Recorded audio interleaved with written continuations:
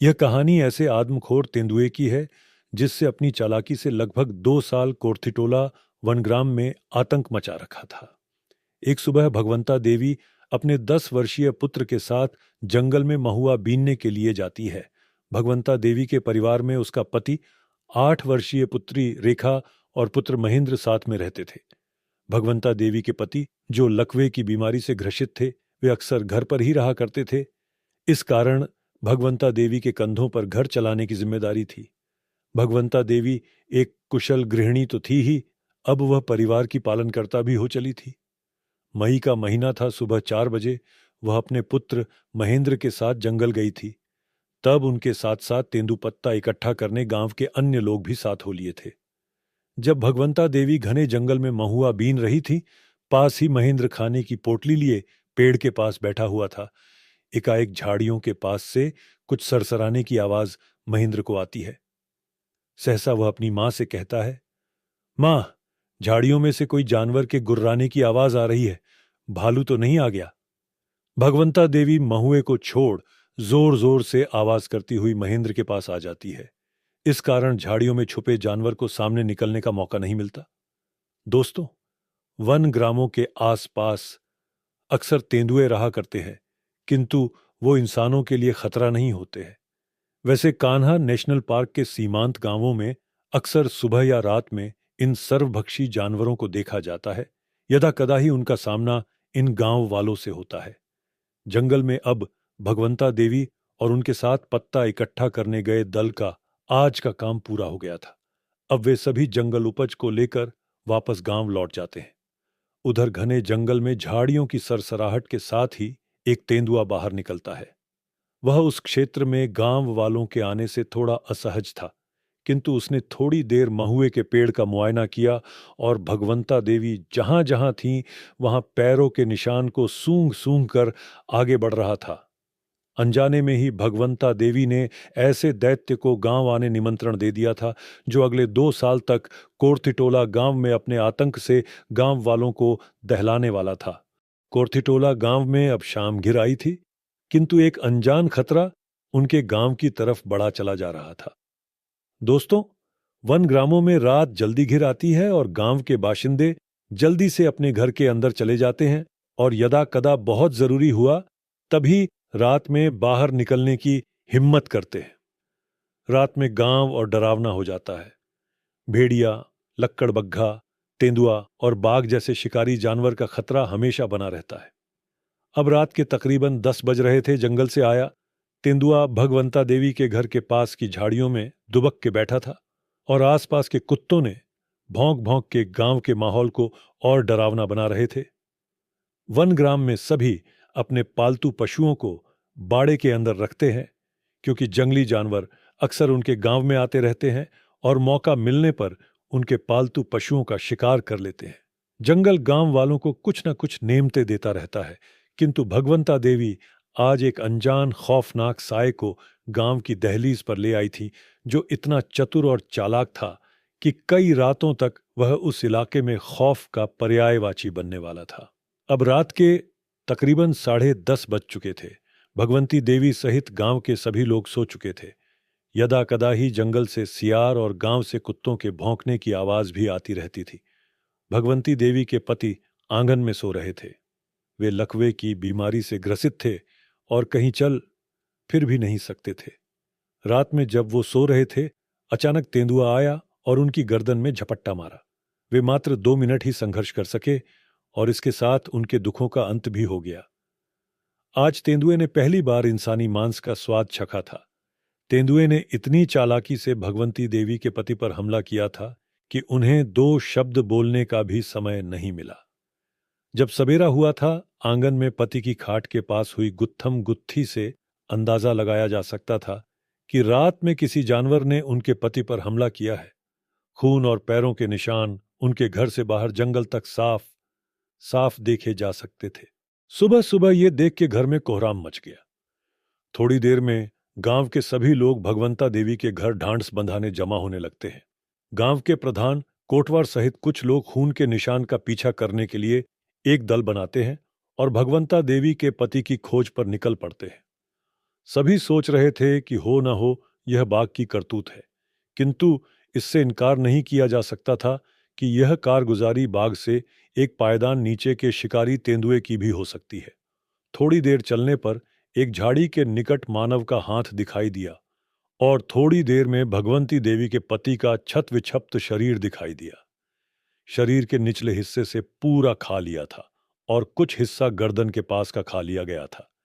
किसी तरह बचे शरीर के हिस्सों को चादर में लपेटकर गांव लाया गया और दोपहर तक अंतिम संस्कार कर दिया गया। इस घटना के बाद शोक की लहर पूरे गांव में फैल गई, किंतु सबने इसे उस तरीके से भी देखा कि चलो भगवंती के पति को कष्ट से छुटकारा मिल गया। अब इस घटना को 1 सप्ताह हो गए थे, कोई दूसरी बबड़ी वारदात नहीं हुई थी, तो सभी लोग अपने पुराने ढर्रे में वापस आ गए और एहतियात बरतना कम कर दिए थे। फिर एक दिन शाम के तकरीबन 5 बजे का समय रहा होगा, एक बूढ़ी काकी चंपा देवी पास के गांव से रिश्तेदार के यहां से अपने गांव लौट रही थी कि नजदीक एक तालाब के किनारे सहसा उसे लगा कि किसी के द्वारा उसका पीछा किया जा रहा है।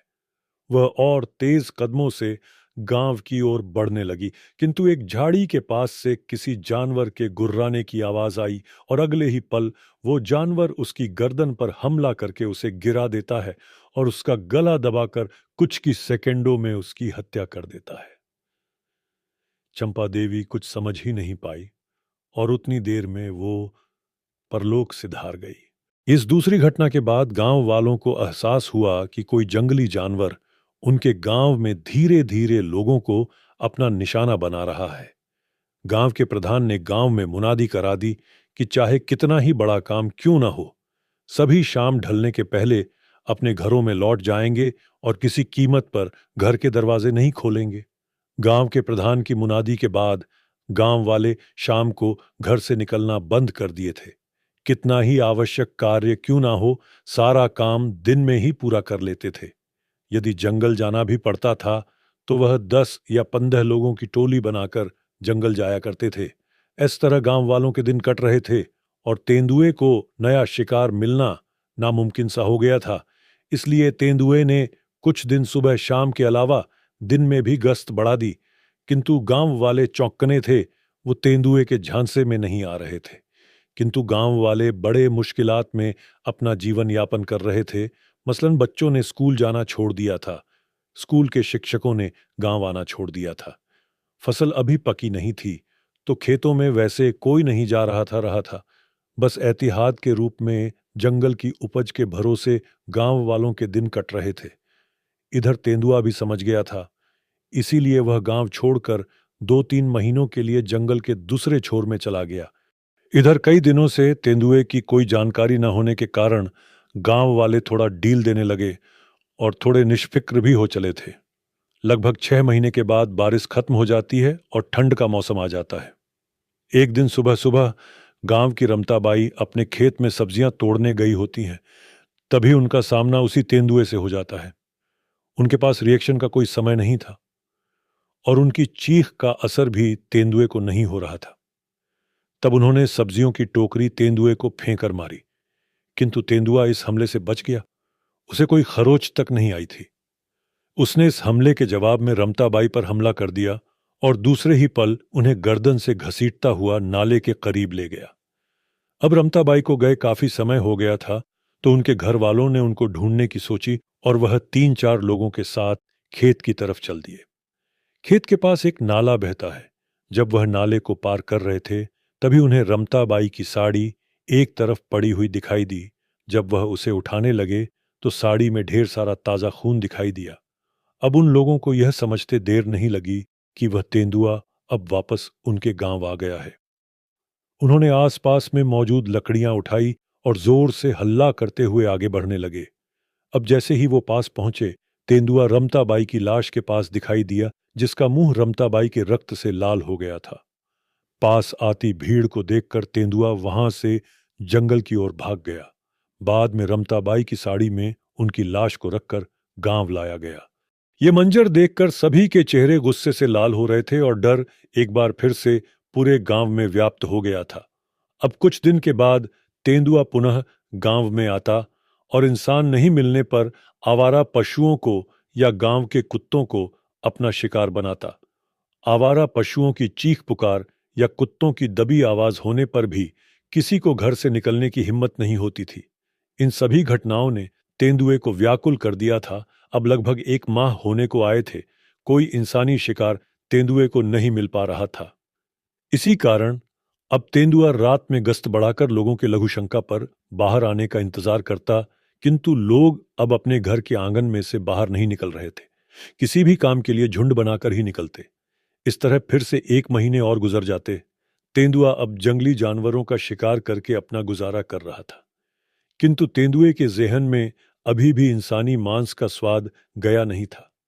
एक रात वह गांव के प्रधान के यहां जाकर आंगन में बैठ जाता है, किंतु किसी के बाहर नहीं निकलने पर वह सूंघ सूंघ कर दहलीज में दरवाजे के पास आ जाता है और जोर जोर से दरवाजे और चौखट पर पंजे मार मार कर दरवाजा खोलने की कोशिश करने लगता है। अंदर प्रधान को समझते देर नहीं लगी कि यह करतूत जरूर तेंदुए की है, और वह अंदर लाठी और कुल्हाड़ी से लैश होकर तैयार खड़े थे। किंतु इसकी नौबत नहीं आई, क्योंकि सुबह होने पर तेंदुआ अब जंगल में वापस जा चुका था। सूरज निकलने पर गांव के प्रधान ने यह जानकारी पूरे गांव वालों को बताई कि किस तरह तेंदुए ने उनके घर में हमला किया था। गांव के कोटवार ने इसकी जानकारी पटवारी के माध्यम से तहसीलदार साहब को भिजवाई। तहसीलदार ने रेंज ऑफिसर को गांव की समस्या के बारे में अवगत कराया। अब रेंज अफसरों ने उस तेंदुए को पकड़ने के लिए एक टीम गांव रवाना कर दी। अब 10 दिन बीत जाने पर भी तेंदुआ वन विभाग के हत्थे नहीं चढ़ पाया था। तब वन विभाग, तहसीलदार और गांव वालों ने मिलकर एक योजना बनाई और बकरी के बच्चे को पिंजरे में बांधकर चारा देकर फंसाने की तरकीब निकाली। एक दिन गांव के स्कूल शिक्षक परसराम टेकाम बाजू वाले गांव राजा टेकरी में स्कूल की मीटिंग हेतु जा रहे थे, तो एक नाले के पास उन्हें दूर से कोई चितकबरी चीज लेटी दिखाई दी। वह उल्टे पैर भागकर गांव वापस आ जाते हैं और प्रधान को इसकी सूचना देते हैं। अब प्रधान और अस्थाई वन चौकी में 5 वनकर्मी मौजूद थे। उन्होंने एक पल के लिए सोचा कि वहां जाकर बंदूक की गोली से उस आतंक के पर्याय को खत्म कर देते हैं, किंतु वन कानून ने उनके हाथ बांध कर रखे थे। उन्हें आज रात तेंदुए की गांव में आने की पुख्ता जानकारी का एहसास हो गया था। अब वह बकरी के बच्चे का पिंजरा गांव में प्रधान के घर के पास ही लगा देते हैं। रात तकरीबन 10 बजे के आसपास तेंदुआ गांव में प्रवेश करता है। वह पिंजरे से बकरी के बच्चे की मिमियाने की आवाज से आकर्षित तो था, किंतु बहुत एहतियात के साथ उस पिंजरे के नजदीक तो जा रहा था, पर पिंजरे के अंदर जाने से कतरा रहा था, मानो उसकी छठी इंद्री उसे ऐसा करने से रोक रही थी। अब जल्दी ही सुबह होने वाली थी और तेंदुए ने रात भर उस पिंजरे के पास बैठकर निगरानी की थी। जब किसी को पास न आता देख वह पिंजरे में दाखिल होता है। सहसा यह क्या पिंजरा 2 हिस्सों में था। एक हिस्से में बकरी का बच्चा सकुशल था तथा दूसरा हिस्सा तेंदुए के जाने पर एकाएक बंद हो जाता है और तेंदुआ उस पिंजरे में कैद हो जाता है। वह गुर्रा गुर्रा कर कभी पिंजरे को काटता, कभी बकरी के मेमने पर हमला करता, किंतु उसके हाथ कुछ नहीं लगता। सुबह होने पर गांव वाले इकट्ठा हुए और पहली बार सभी ने उस तेंदुए को पास से देखा। अब तक गांव के प्रधान और वन कर्मी भी वहां पहुंच चुके थे। उन्होंने एक थोड़ी सी इत्तला पर योजना बनाकर गांव वालों तथा उस जवान तेंदुए दोनों को बचा लिया था और साथ में वह बकरी का मेमना भी सकुशल बच गया था। बाद में वन विभाग द्वारा ट्रक से उसे बालाघाट स्थित बोटानिकल गार्डन गर्रा में लाया गया, जहां वह तेंदुआ लगभग 10 वर्षों तक जीवित रहा। दोस्तों, किसी जानवर को यूं ही मार देना हल नहीं है। जब तक कि ऐसे संरक्षित जीव को बचाया जा सकता है, तब तक प्रयास करते रहना चाहिए।